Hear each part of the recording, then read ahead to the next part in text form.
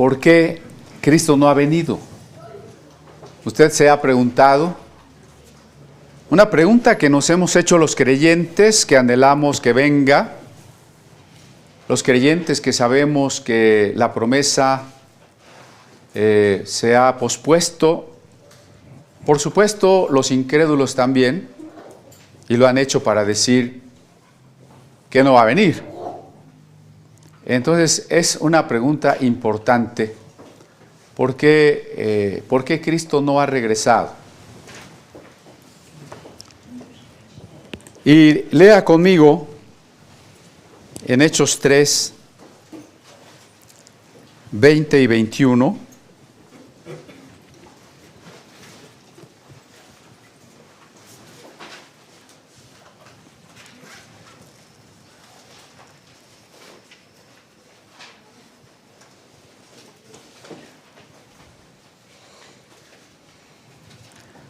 Bueno, del 19, ¿verdad?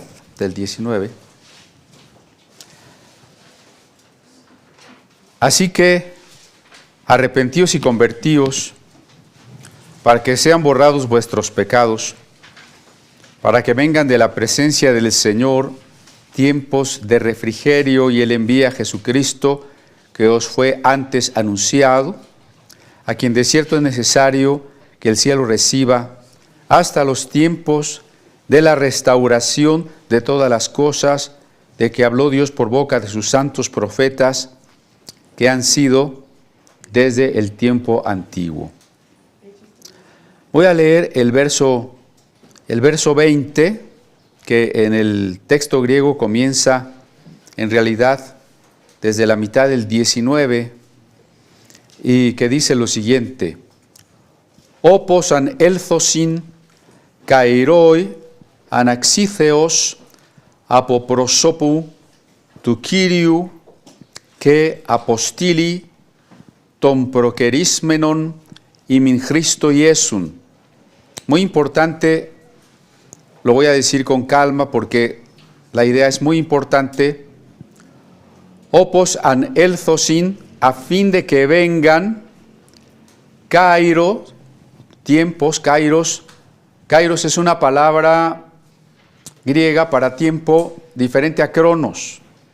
Cronos es el tiempo simplemente porque transcurre, porque tiene que pasar, el que marca el reloj. Pero kairos es el momento oportuno. Especialmente en el plan de Dios, el kairos de Dios es el momento oportuno de Dios.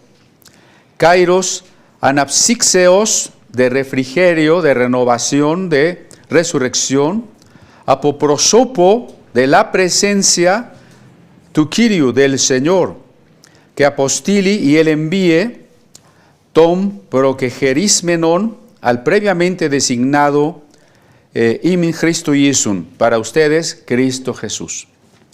Entonces, esa es la idea, mitad del 19, y lo que tenemos ahí como 20, para que vengan de la presencia del Señor tiempos de refrigerio, y Él envíe a Jesucristo, que os fue antes anunciado. ¿Sí? ¿Lo tenemos claro? ¿Sí? Y decíamos, cuando el verso 21, que ya comenzamos a meditar hace 8 días, dice que cuando llegue el kairos, bueno, lo acabamos de leer, el 20 dice que cuando llegue el kairos, el tiempo oportuno de Dios, enviará a Jesucristo. Pero ¿cuándo va a ser ese tiempo oportuno? Y ahí es donde entra la pregunta, ¿por qué Jesucristo no ha venido? Y el 21, que ya empezamos a analizar, nos da más claramente la respuesta y nos dice, es necesario que esté retenido en el cielo. Estoy dando tiempo para que usted lo vea en su Biblia, lo vea con cuidado, lo reflexione. Es necesario que Jesús esté detenido en el tiempo, en el cielo, perdón, bueno, en el tiempo y en el cielo, hasta que se cumpla el momento, el tiempo de la restauración de todas las cosas. Entonces, ante la pregunta, ¿por qué Jesús no ha regresado? De una respuesta aparentemente sencilla, aunque, bueno, cuando menos breve, porque no ha llegado el momento de Dios para restaurar todas las cosas. Sin embargo, la restauración de algunas cosas ya ha comenzado. Esperamos la restauración plena, la renovación plena de todas las cosas, pero la restauración ya ha comenzado, porque decíamos, nos comenzó a restaurar a nosotros, nos hizo nacer de nuevo, está haciendo que nuestra alma deje aquellos vicios, traumas, tendencias al pecado, y nos vayamos convirtiendo en la persona madura que Dios quiere que seamos, y vayamos llegando a la meta de ser como Cristo, una meta que todos tenemos. Una meta por la cual usted debe mirarse a sí mismo. ¿Quién es usted? Bueno, además de ser un obrero, un contador, o un empleado, un ama de casa, un joven, un estudiante, usted tiene una meta, usted tiene un desafío en la vida, ser como Cristo. ¿A quién se le aplica entonces ese llamado, esa tarea? Tenemos que preguntarnos, y la gente se pregunta, ¿a qué venimos a este mundo? ¿Cuál es mi tarea en este mundo? ¿Cuál es la carrera que yo debo de seguir? ¿Mi vocación? ¿Mis talentos? Claro, pero hay una pregunta fundamental. Mi tarea principal y mi meta principal en la vida es ser como Cristo. ¿Quién está llamado a ser como Cristo? ¿Pueden levantar su mano? Todos, claro, no tenga miedo. Usted va a decir, yo como Cristo, ¿cómo que yo como Cristo? Ese es el llamado, que usted sea como Cristo. No porque se vaya a convertir en varón, como lo decía el Evangelio apócrifo de Tomás, que cuando las mujeres lleguen a ser varones serán espirituales. No es que se tenga que convertir en varón, no es que se tenga que dejar la barba larga para ser como Cristo, porque ni siquiera sabemos si traía barbas. Que seamos maduros en el amor. Eso es ser como Cristo. Él nos está restaurando. Está restaurando nuestra familia. Aunque de repente usted vea tantos problemas en la familia, dice, restaurando mi familia, yo cada día la veo peor. Bueno, Dios también tiene sus tiempos allí, ¿no? El quebranto que algunos necesitan llegará. Veremos la salvación de algunos de nuestros seres queridos. Tal vez nos muramos sin ver la salvación de otros, pero puede llegar. Pero también Dios está restaurando la iglesia. Y yo quisiera detenerme un poco más en eso. ¿Cómo es la restauración de la iglesia? Si recuerdan que tenemos una meta, que la iglesia llegue a ser como la del libro de los Hechos. Es una meta que debemos tener clara. Porque ya sabemos que hay creyentes que tristemente suponen que pensar en el libro de los Hechos para hoy no tiene sentido, porque eso fue para el primer siglo. Pero hay que tener primero claro que hay una meta para la iglesia. Ser como en el libro de los Hechos. ¿De quién es esa tarea? De hacer que la iglesia se vaya acercando a ese modelo. ¿Es la tarea del pastor? ¿Solito el pastor? ¿De quién es la tarea? Otra vez alce la mano, pero perdóneme que lo despierte. ¿Sí? Es la tarea de cada uno de nosotros.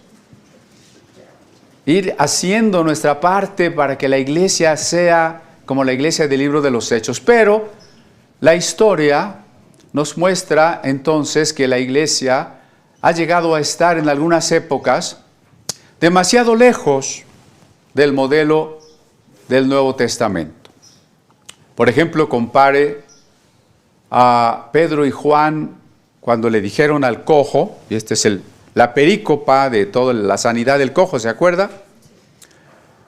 Míranos no tenemos oro ni plata. Contraste eso con las grandes riquezas de las instituciones religiosas. No solo del Papa, una de las personas más ricas del planeta,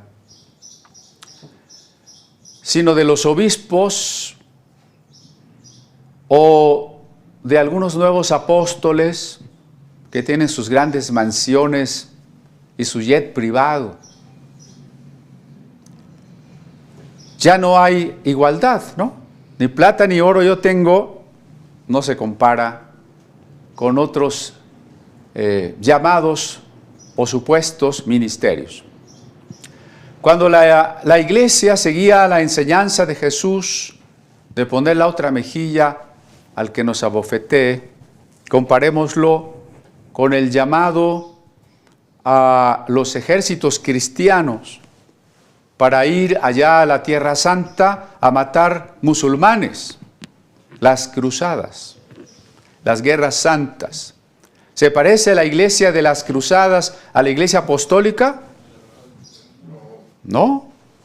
¿Se parecen los ministerios en su pobreza o en su llenura del Espíritu Santo a los del libro de los Hechos?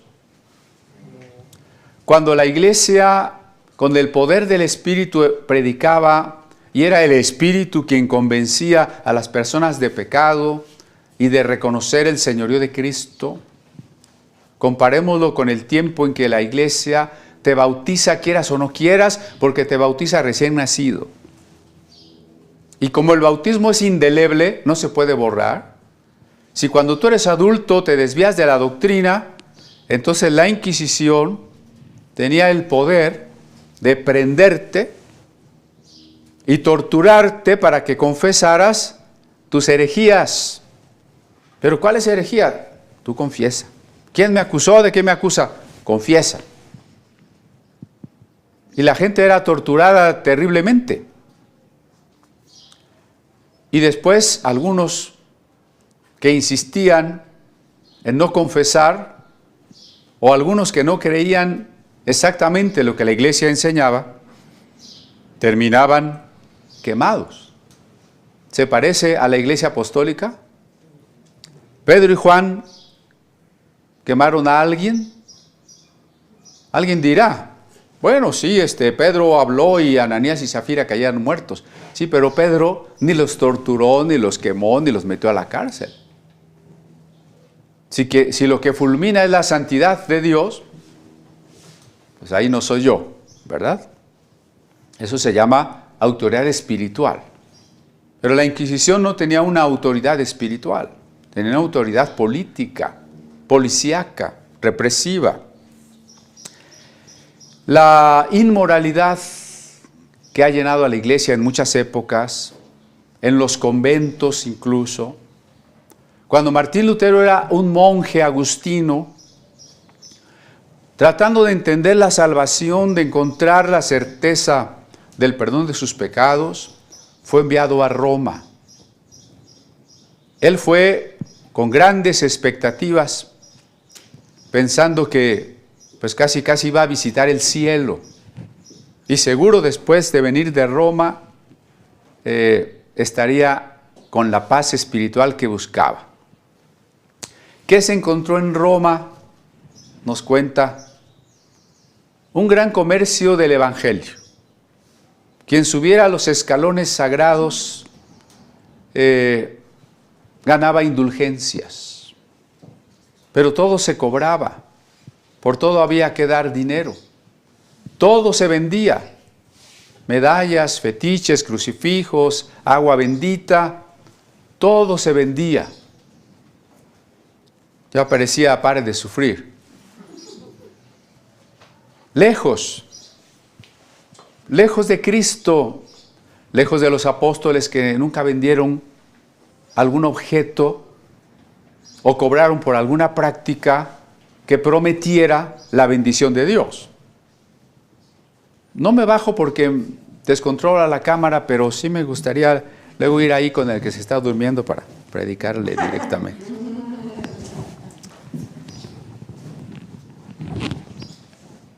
Bueno, La verdad es muy complejo hablar de la historia de la iglesia porque la historia de la iglesia es una dialéctica. Una dialéctica es una lucha de contrarios.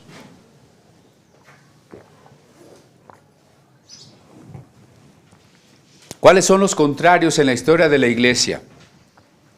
Algunos personajes y tendencias que se van separando del evangelio, mientras que otros personajes y tendencias van desenvolviendo el mensaje que está en la Biblia. Empiezo por el último. La Biblia es como una semilla. En la Biblia no está todo lo que podemos pensar acerca de Dios, porque sería una enciclopedia de muchísimos tomos, imposible de entender o incluso de poseer. Si este libro, que en contraste con la enciclopedia Espasa Calpe de más de 100 tomos, es pequeño,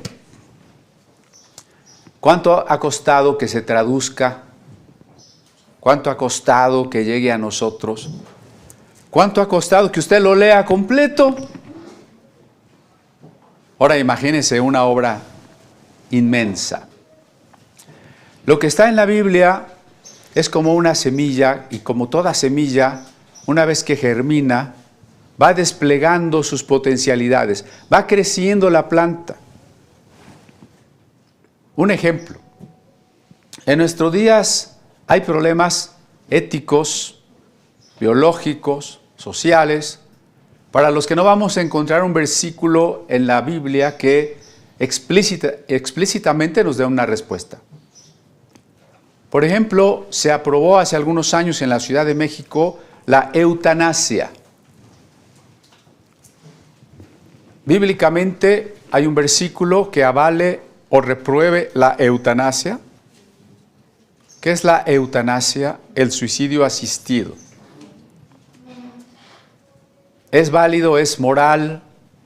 ¿Podría ser un impulso del Espíritu Santo asistir a alguien desesperado para que se suicide?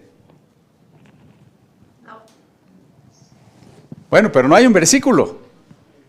Es un ejemplo de que de lo que sí está en la Biblia, de los principios que sí están en la Biblia,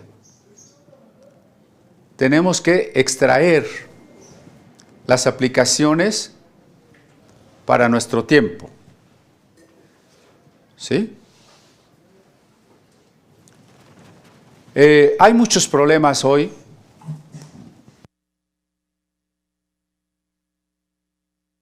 Muchas aplicaciones que necesitamos en nuestro tiempo. Vivimos problemas tremendos de drogas. ¿Habrá algún versículo que hable contra la cocaína, la heroína, el fentanilo? Pues ni siquiera está mencionado en la Biblia el fentanilo. Sí me explico que necesitamos desplegar aquello que está latente en la Biblia. Piense en una planta, digo, que tiene que crecer. No se trata de desviar la planta o de injertarle a la planta algo que no le corresponde, pero sí de desarrollar lo que está allí. Desde la hermenéutica judía ya se hablaba de eso. Por ejemplo, una gran sección del Talmud se llama Haggadah y otra Halaká. La Halaká es la sección que trata de aquello que la Escritura no dice explícitamente, pero que son las interpretaciones de los maestros, de los rabinos, de cómo se tendría que resolver esa duda, ese problema. Los cristianos tenemos el mismo problema. Y las respuestas han sido dadas desde el siglo II. Por ejemplo, cuando ya el Nuevo Testamento, podemos decir, ya se había terminado de escribir, había una duda. San Juan escribió que el Verbo es Dios. ¿Y quién es el Verbo? Jesús. Hasta ahí está claro. Bueno, pero no tan claro, porque si Jesús es Dios, entonces Jesús es el Padre. Pero si no es el Padre, entonces tenemos dos dioses, el Padre y Jesús. Y si no tenemos dos dioses y son del mismo, entonces ¿por qué uno es Padre y otro es Hijo? ¿Cómo se relacionan o cómo se distinguen? ¿El Padre y el Hijo están igualitos en poder y autoridad o el Hijo es menos que el Padre?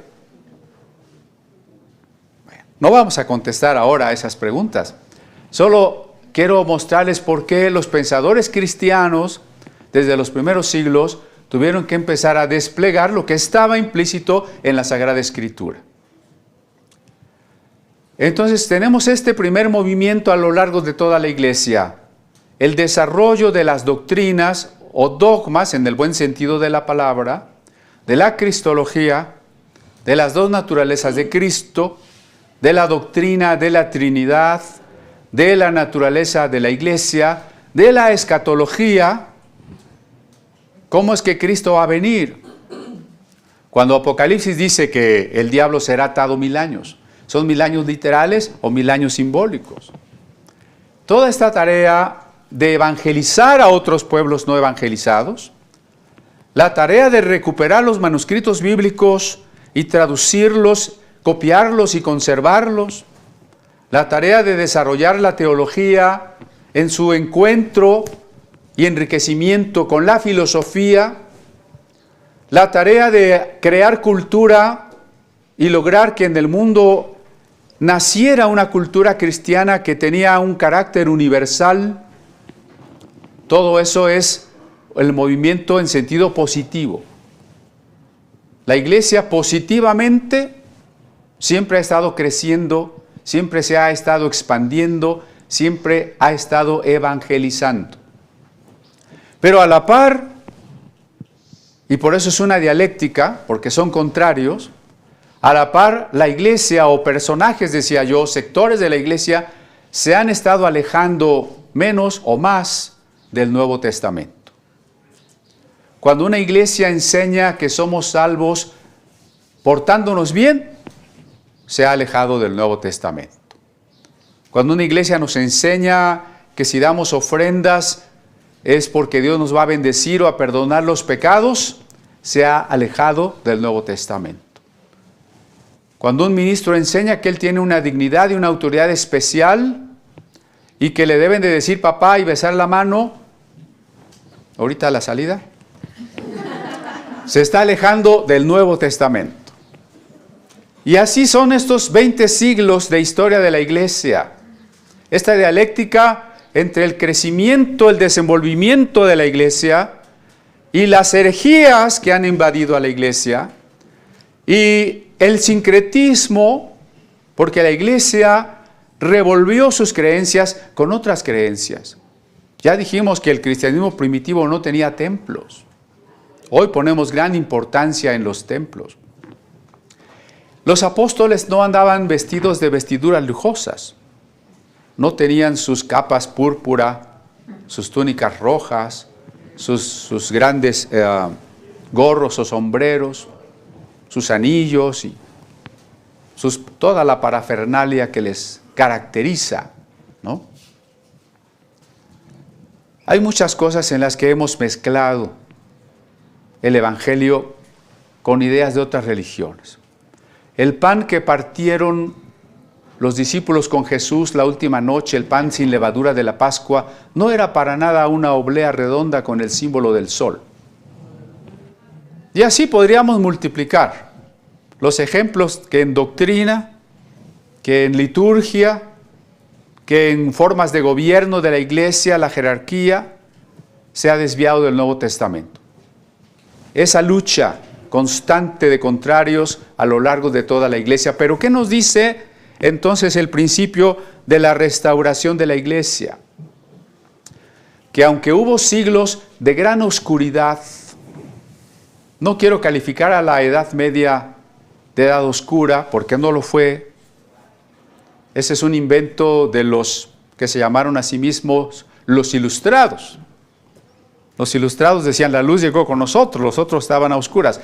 Pero lo que sí quiero decir es que al menos en la Iglesia, cuando no se permitía que el pueblo leyera la Biblia, cuando se enseñaba que la salvación se alcanzaba por sacramentos y por buenas obras, cuando nadie predicaba de la llenura del Espíritu Santo, ni había dones ni ministerios reales, cuando la iglesia estaba en su forma de gobierno muy alejada de la igualdad de hermanos del Nuevo Testamento, cuando la gente no nacía de nuevo, solo pertenecía a una religión desde que había nacido, entonces la iglesia estaba en su etapa más oscura.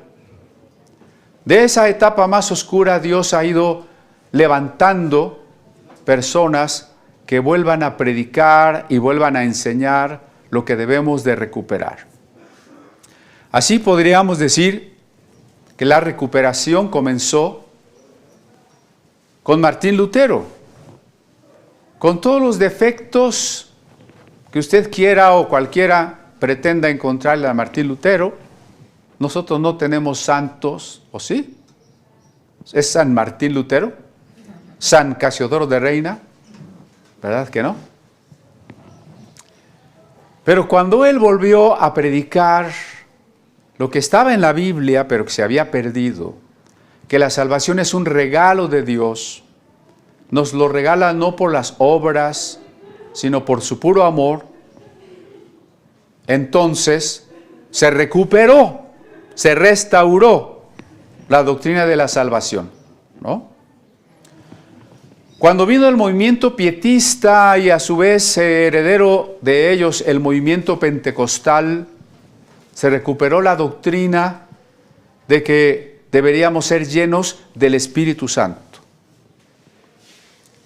Y cuando se ha trabajado en el hallazgo de manuscritos bíblicos, de traducciones de la Biblia, de la exégesis, de la hermenéutica, se ha recuperado el texto bíblico que estaba perdido o estaba distorsionado.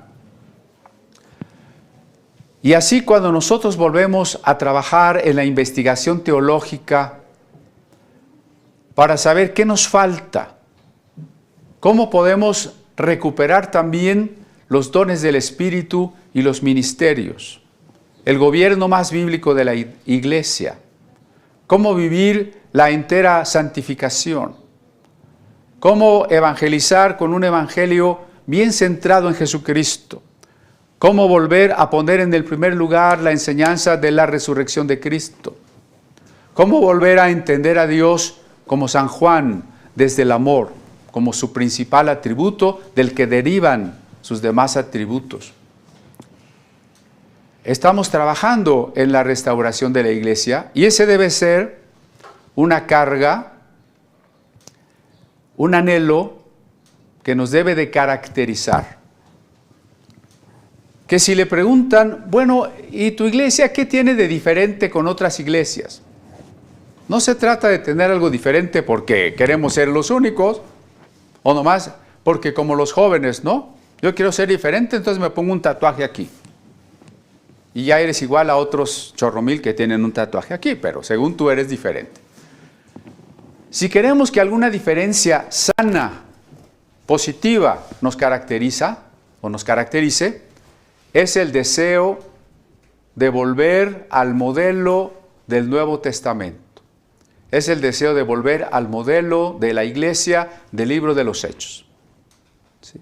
¿Por qué estás en esa iglesia y no en otra? Bueno, eso es una pregunta más coherente todavía, ¿no? Bueno, porque estoy en una iglesia donde al menos en la intención, y espero que más, queremos volver al modelo del libro de los Hechos. ¿Sí? Pero yo pregunté, ¿y de quién es esta tarea? Y decíamos, no solo del pastor. Hay muchísimos pasajes que platicar, pero solo voy a mencionarlos. Esdras. ¿Ha leído usted el libro de Esdras? Comienza diciendo que Esdras iba a regresar a Jerusalén para reedificar la ciudad. Recuerde que en el concepto del Nuevo Testamento, la iglesia es Jerusalén nueva. ¿Sí? la Jerusalén celestial. Usted y yo somos la Jerusalén celestial. Por eso la Jerusalén terrenal era un símbolo de lo que sería la iglesia. La Jerusalén terrenal estaba en ruinas. Los babilonios la habían dejado destruida. En la teología judía, Babilonia representaba la religión falsa. Usted acaba de leer la historia de la Torre de Babel como una especie de explicación, no histórica, no científica, solamente teológica, de cómo nació la religión falsa. La religión falsa nació cuando el hombre quiso por sí mismo llegar al cielo construyéndose una torre. Para los judíos, Babilonia era la cuna de la religión falsa. Por eso, cuando la iglesia estaba sumida en todo este oscurantismo del que les hablé hace rato, Lutero escribió un libro que se llama El cautiverio babilónico de la iglesia. Así como los judíos estuvieron cautivos en Babilonia, la iglesia ha estado cautiva en las formas religiosas equivocadas por mucho tiempo. Usted y yo hemos cargado una herencia, queramos o no, de la religión que tuvieron nuestros padres y nuestros abuelos. El primer tema que se va a tocar en la reunión de parejas es que es el matrimonio. Lo pongo como ejemplo de que cuando seguimos mirando el matrimonio como un sacramento, traemos una herencia de Babilonia. Sí, es un ejemplo claro, ¿no? Que además los va a dejar pensando. El cautiverio babilónico de la iglesia. ¿Y qué hizo Esdras si Jerusalén estaba en ruinas, si los judíos estaban en el cautiverio? Esdras quiso llamar a los judíos para dejar el cautiverio, para salir del cautiverio. Los últimos capítulos del libro del profeta Jeremías dicen esta frase: salgan de ella, pueblo mío. Y la repite Apocalipsis 17. Salgan de ella, pueblo mío. El llamado de Dios es salir de las estructuras religiosas no bíblicas. Que aprendamos a distinguir lo que es el desenvolvimiento positivo de lo que está en la Biblia, del sincretismo, de la herencia de aquello que está en contra de la Biblia, para salir de Babilonia. Pero es muy cómodo estar en Babilonia. Algunos judíos tenían 70 años en Babilonia. Bueno, tal vez ya habían incluso nacido allí, ¿no? Y como los judíos son una comunidad en general unida donde llegan, entonces seguro muchos judíos en Babilonia ya tenían su tienda de ropa, ¿verdad?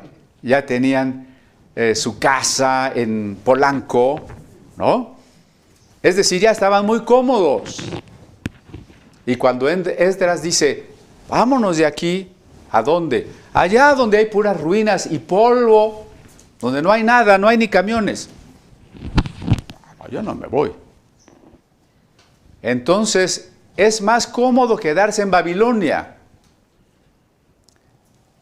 Conozco muchos hermanos, incluidos algunos pastores, que entienden mucho mejor de la doctrina que la iglesia a la que pertenecen, pero sabe, no se salen. Tampoco es que se tengan que salir a fuerzas, ¿no? Saldrán cuando el Señor les indique, pero creo que el problema no es a veces que Dios no les haya indicado, sino que no se atreven, de que están cómodos donde están. Bueno, yo en esta religión nací, esta me dejaron mis padres, pues yo aquí me quedo, ¿no? Más vale. Aquí el templo está bonito, ya los ministros ya andan bien vestidos, no que haya en un patio ahí, todo cucho, ¿no? El pastor, todo ahí. Es más cómodo quedarse donde estábamos. Es más cómodo atendernos a las ceremonias, a las tradiciones de siempre, que tener que estudiar, desafiar, enfrentarse a problemas, enfrentarse a gigantes, porque otra historia análoga es la de los espías que van allá a ver la tierra prometida. Es la tierra prometida, pero la tierra prometida presenta problemas. O sea que Dios nos prometió una tierra llena de problemas, pues sí. Mejor no vayamos a conquistar, porque mira, ahí hay los cananeos son gigantes. Son gigantes. No queremos ir ahí. Yo me quiero quedar acá en Babilonia. En mi Polanco de Babilonia yo estoy contento. Y entonces Esdras dice, vámonos a construir sobre las ruinas de lo que quedó. Y es que cuando la iglesia se apartó más del Nuevo Testamento, podemos decir que eran ruinas. Esa iglesia aparentemente esplendorosa, de los grandes papas y obispos que tenían ejércitos, que hacían guerras, que quemaban herejes, que tenían al pueblo en la miseria, en el desconocimiento total de la Biblia. Hablando bíblicamente, ¿no era una iglesia en ruinas? Ruinas. ¿Sabe? Ir a tratar de reconstruir puede costar la vida porque hay gigantes. Muchos de los que han intentado reconstruir sufrieron efectivamente lo que decíamos hace rato, la hoguera. Bueno, pero el primer capítulo de Esdras dice que Esdras salió hacia Jerusalén acompañado de aquellos a quienes Dios les despertó su espíritu. Todos aquellos cuyo espíritu despertó Dios, dice el texto. Esa es la pregunta.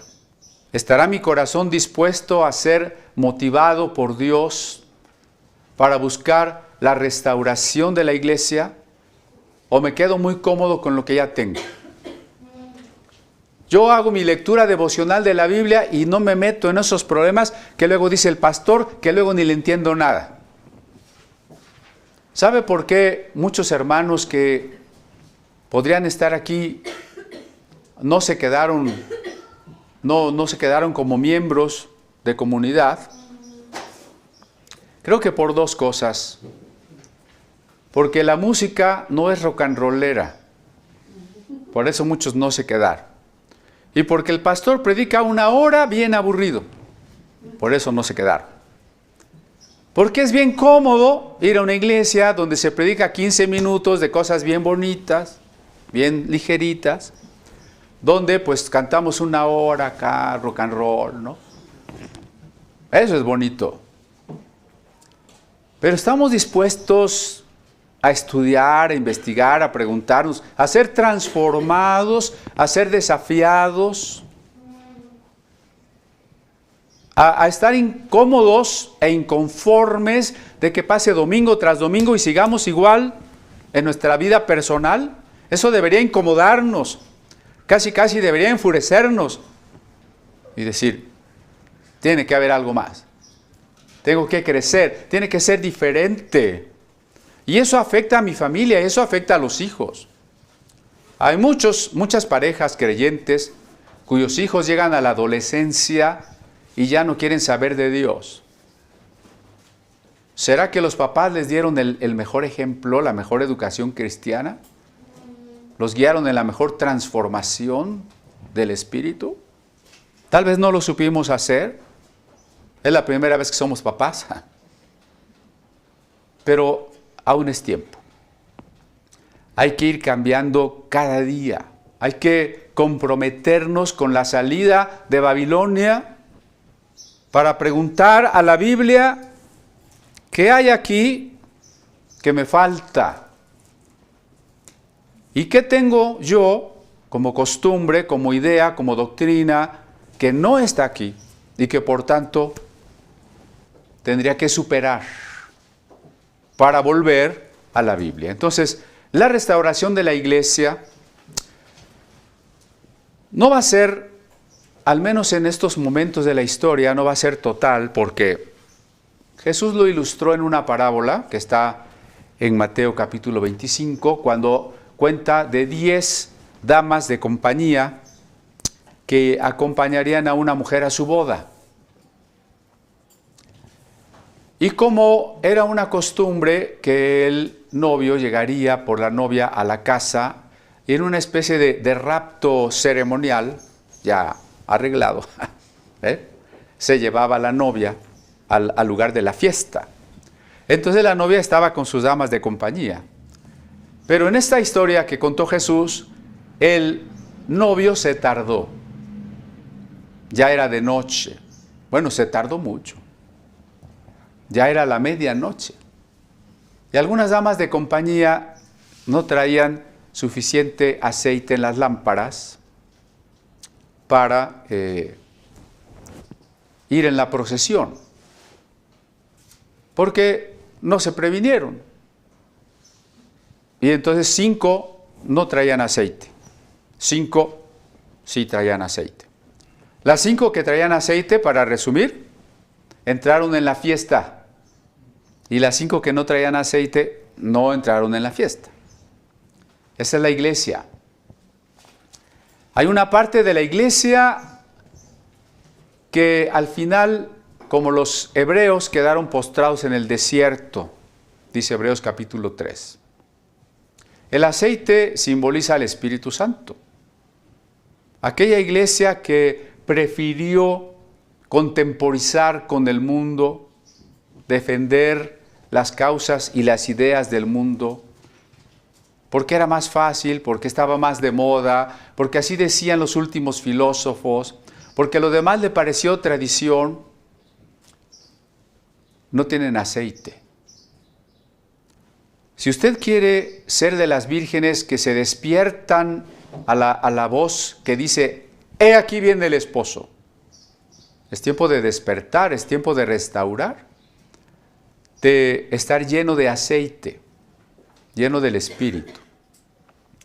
Esos son los que cuando Jesús venga, entran en la fiesta.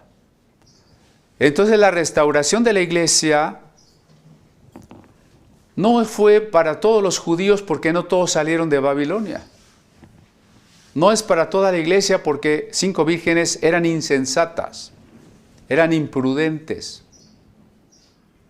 Es para aquellos que lo desean, es para aquellos que lo anhelan. Entonces, estamos hablando de la restauración de la iglesia. Pero el final del verso 21 dice que Dios habló por boca de los profetas acerca de la restauración de todas las cosas. Entonces tendríamos que preguntarnos en dónde los profetas hablaron de qué es la iglesia y por qué habría que restaurar la iglesia. Por lo pronto, ¿cuál es la meta de la iglesia? Es sorprendente la meta de la iglesia. No pierda Hechos, pero acompáñeme a Efesios, un poquito más adelante ahí.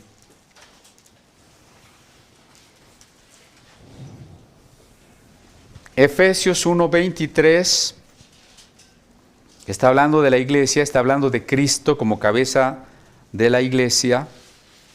Y el verso 23 dice, la cual es su cuerpo. O sea, la iglesia es su cuerpo, ¿no? La plenitud de aquel que todo lo llena en todo. No sé qué versión tenga, pero lea con cuidado esa última frase. La plenitud de aquel que todo lo llena en todo.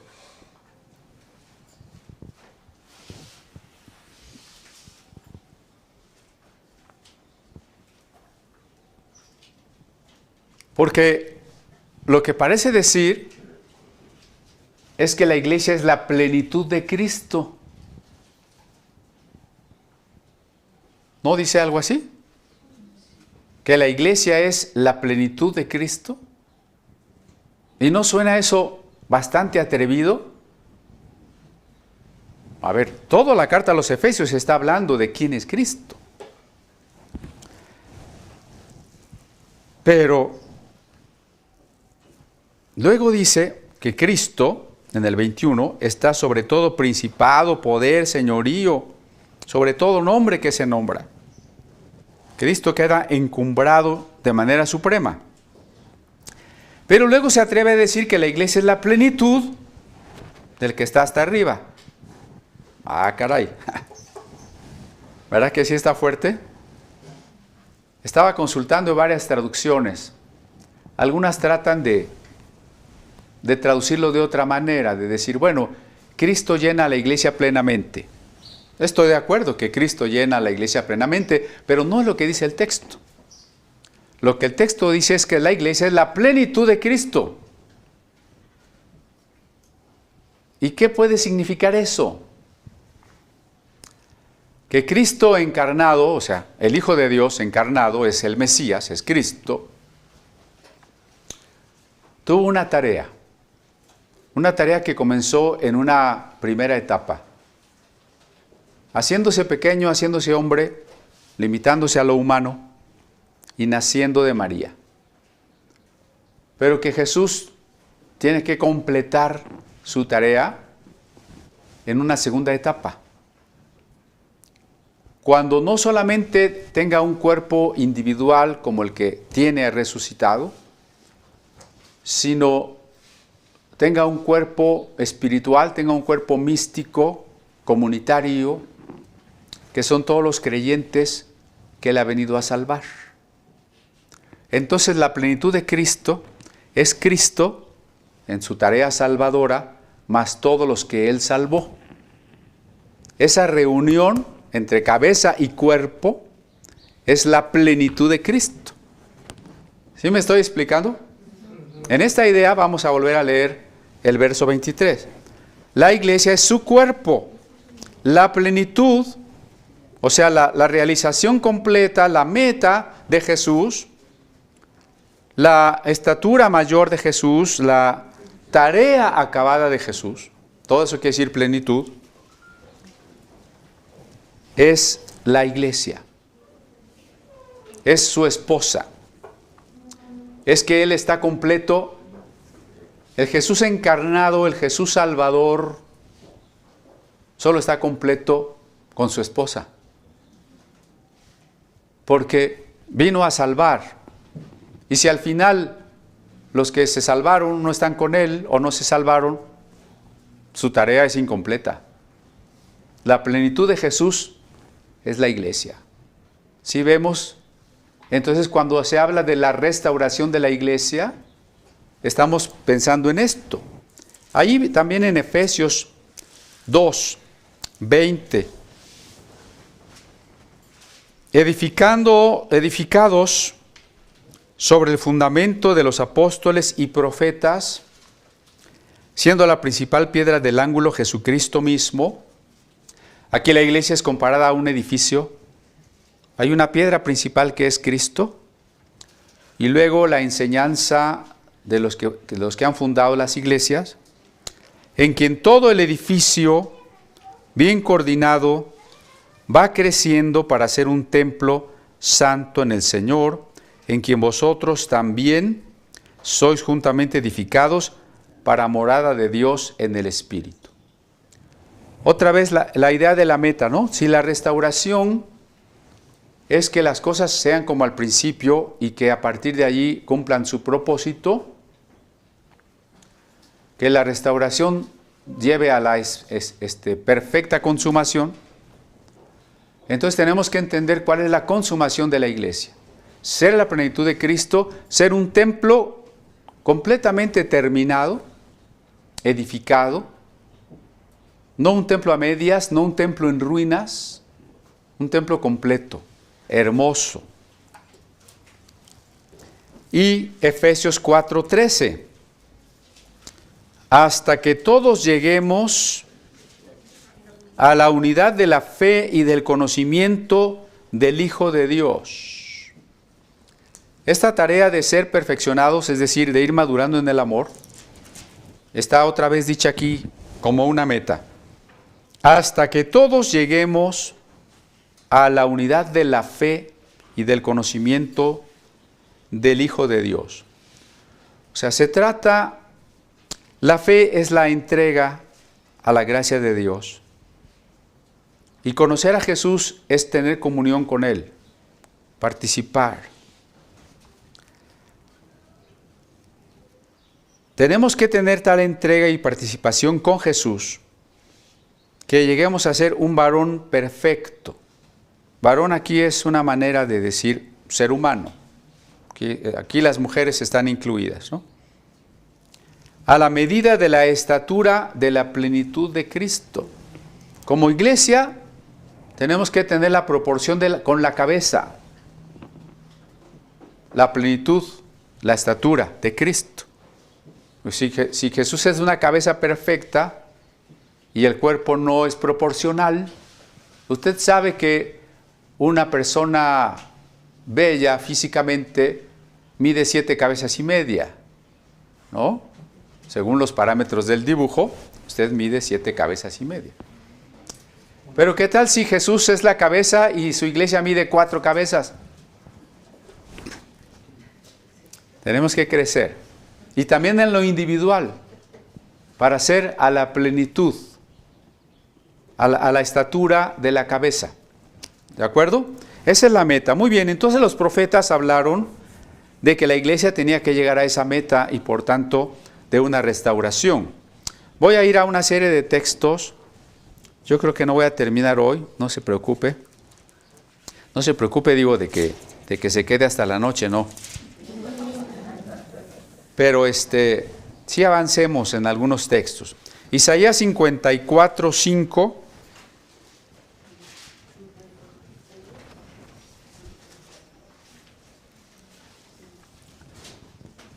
Si Hechos dice que los profetas tuvieron que hablar de la iglesia y de la restauración, ¿dónde habla el Antiguo Testamento acerca de la iglesia? Esa es mi pregunta. Aquí está el verso 5. Porque tu marido es tu hacedor, Jehová de los ejércitos es su nombre y tu redentor, el Santo de Israel, Dios de toda la tierra será llamado. Estaba profetizado por Isaías que Dios como Salvador, como Redentor, dice aquí, ¿tendría una esposa? ¿Que Él sería un marido? Aquí está, ¿sí? Aquí está clarito, ¿sí? ¿Y quién es el marido? No solamente es el que salva, el que redime, es el creador, el hacedor de todas las cosas. El profeta Oseas nos dice en su capítulo 2 un tipo del amor de Dios por su esposa. Dice el verso 21 y 22. En aquel tiempo responderé, dice Jehová, yo responderé a los cielos. ¿En qué estoy? ¿2:21? No, entonces no. Déjeme ver qué otro versículo puede ser.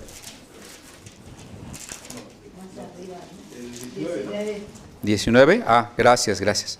Y te desposaré conmigo para siempre. Te desposaré conmigo en justicia, juicio, benignidad y misericordia, y te desposaré conmigo en fidelidad, y conocerás a Jehová. Aquí está el fruto del Espíritu Santo, que perfecciona a la iglesia. Aquí está la estatura del varón perfecto expresada en otras palabras. ¿Cuál es la estatura del varón perfecto? Justicia, juicio, benignidad, misericordia, fidelidad, conocimiento de Dios. ¿Sí lo ve?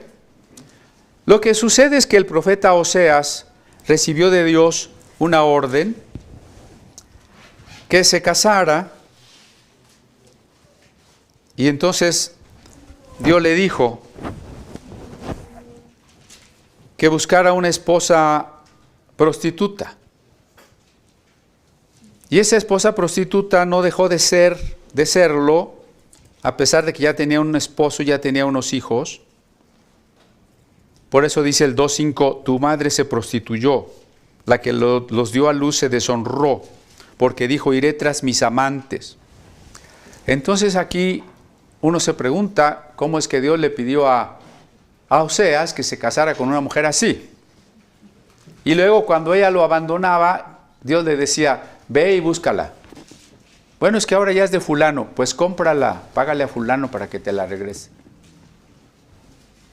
Pues ese tipo de amor tan tremendo, porque Dios quería ilustrar que nosotros no hemos sido moneditas de oro y por eso nos vino a salvar.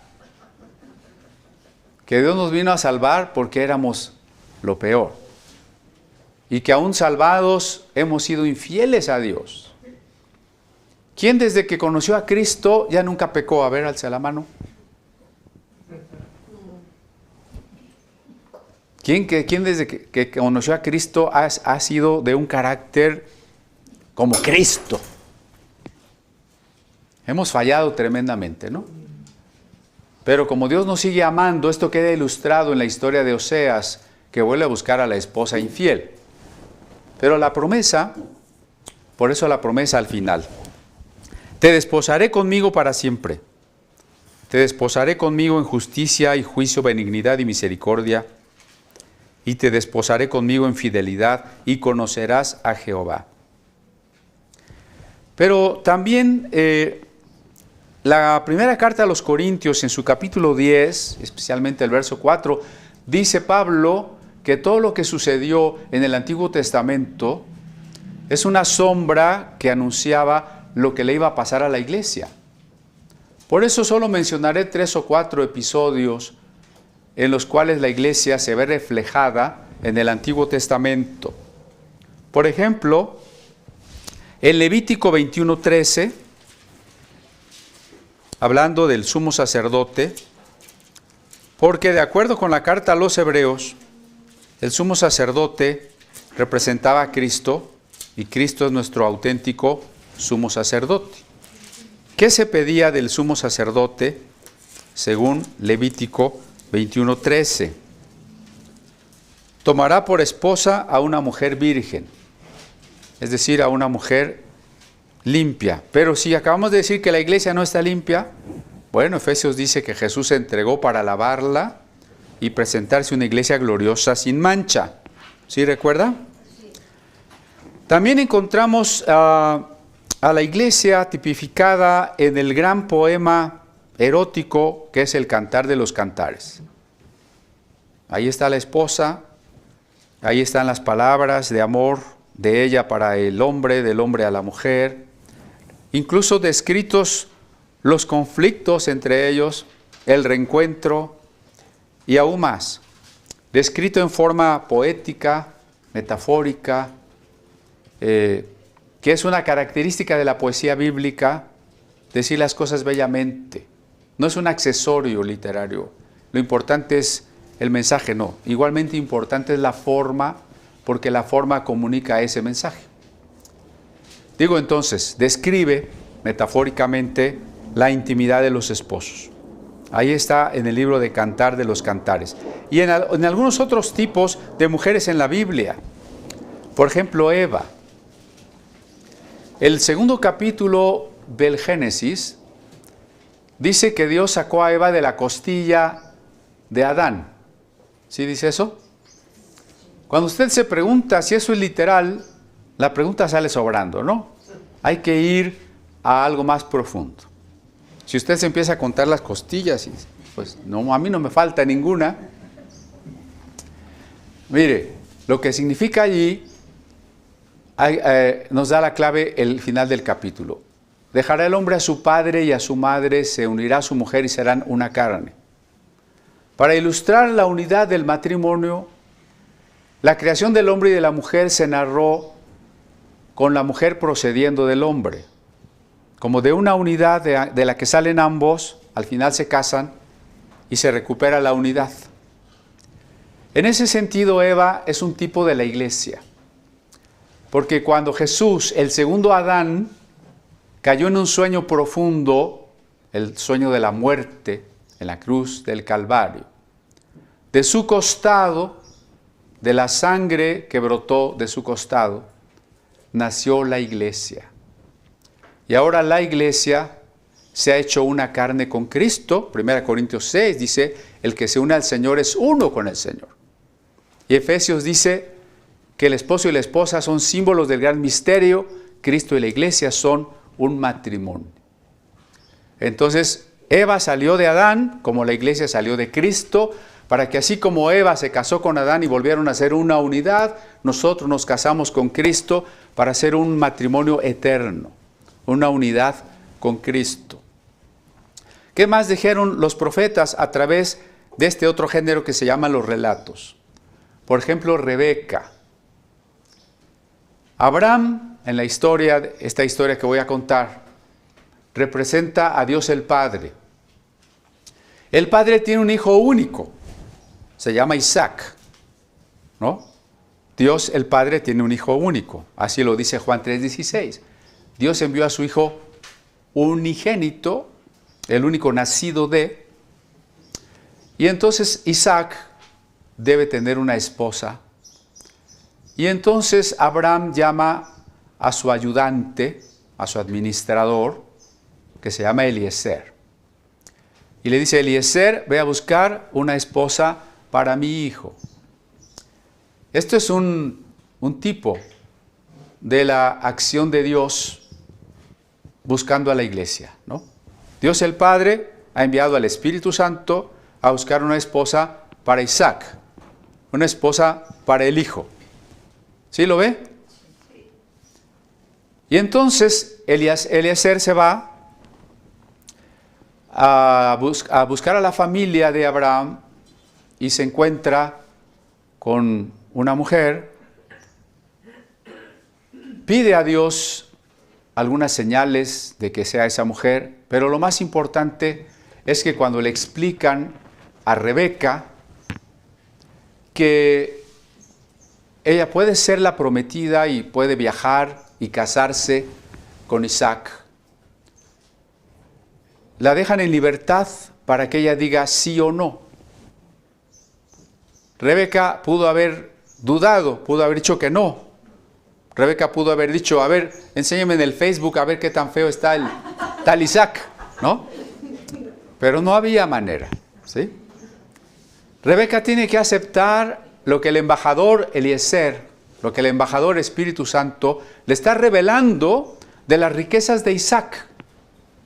Su riqueza en promesas de Dios, su riqueza en la hacienda de su padre Abraham. Sin verlo, Rebeca tiene que tomar una decisión y encaminarse hacia donde está Isaac.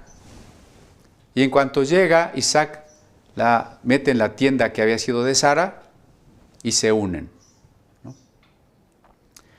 Por eso es un texto tan bello en el Nuevo Testamento cuando dice, aquel a quien amáis sin haberle visto. Usted no ha visto a Jesús. Tenemos en la biblioteca una colección de varios tomos sobre Cristos del mundo. Todos son diferentes. Hay Cristos chinos, hay Cristos negros. No sabemos cómo era Cristo. Aquel a quien amáis sin haberle visto. La iglesia es Rebeca. Aquellos que a la invitación de Eleazar han dicho sí. Conste que tenía que venir Eleazar, si no ya ni se entera, ¿no? Pero conste también que Eleazar no se la llevó a fuerzas, ¿eh? Para responder a estas cuestiones de si estamos predestinados o no. Rebeca dijo sí. Y se fue y se unió a Isaac. Ahí está otro tipo de la iglesia. Pero también en la esposa de José. Porque José fue odiado y traicionado por sus hermanos. Jesús a los suyos vino y los suyos no le recibieron. Lo traicionaron y los hermanos de José lo vendieron por unas monedas de plata, como Jesús fue vendido por unas monedas de plata. José fue entregado en manos de extranjeros, Jesús fue entregado en manos de extranjeros y se lo llevaron a Egipto.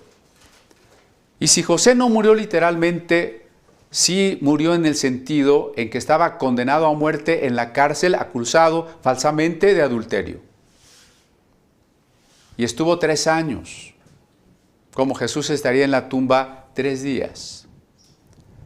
Y cuando José salió de la cárcel, no salió por sus propias fuerzas.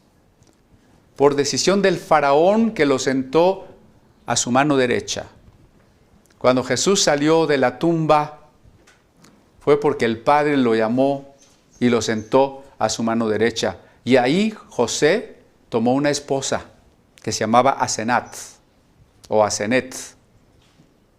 Y con ella tuvo hijos que fueron 2 de las tribus, ¿no? Entonces, ahí está otro tipo de la iglesia, puesto que en José tenemos un tipo de Cristo.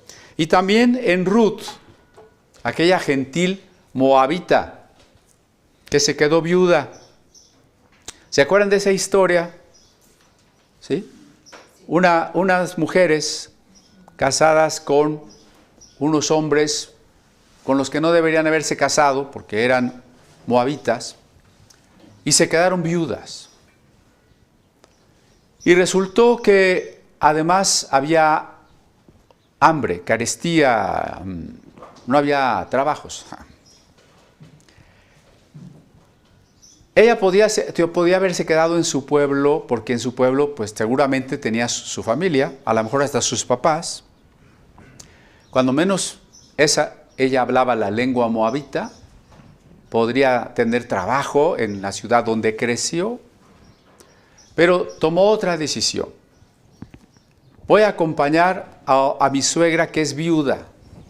Las viudas eran despreciadas en ese entonces, y más las viudas sin hijos, ¿no?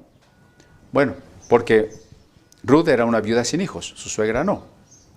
Pero era despreciada como viuda, ella sería despreciada por ser viuda, por no tener hijos, por ser extranjera.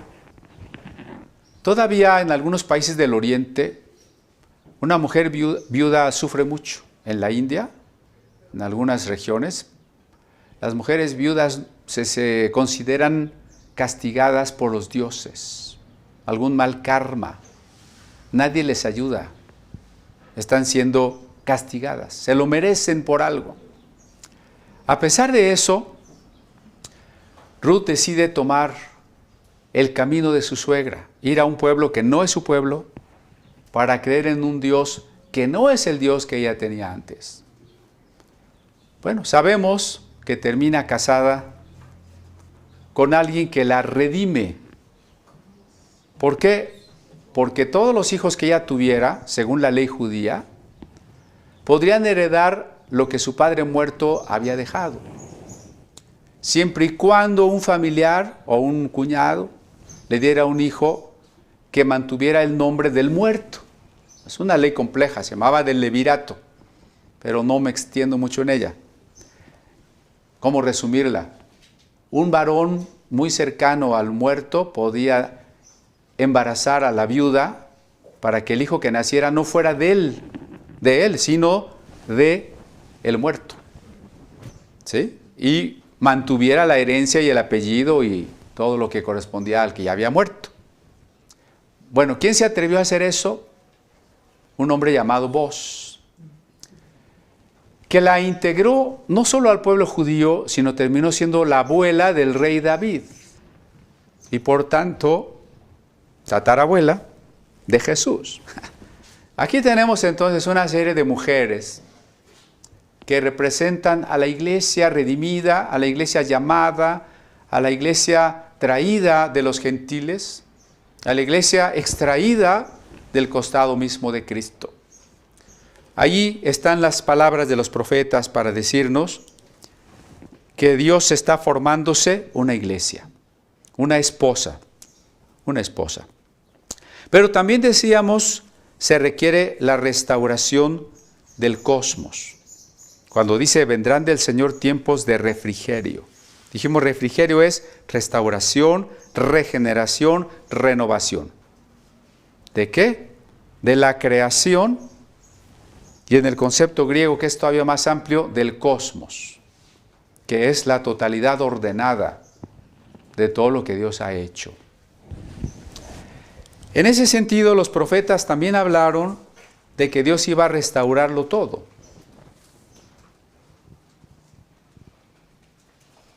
Estoy dudando si lo vemos de una vez o ya no lo vemos.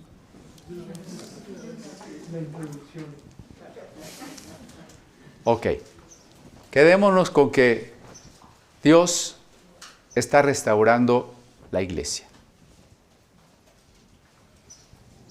Que la iglesia está en Babilonia, o cargamos todavía formas y herencias babilónicas, o traemos a Babilonia en el corazón. Que hay que ir saliendo de eso, comprometidos a dejar la comodidad de lo que siempre hemos hecho, de lo que siempre hemos sabido, para aceptar el desafío de ir a donde son ruinas y peligros, para iniciar algo nuevo. Algo que es nuevo, pero que a la vez es una vuelta a las sendas antiguas, que es volver al modelo del libro de los Hechos.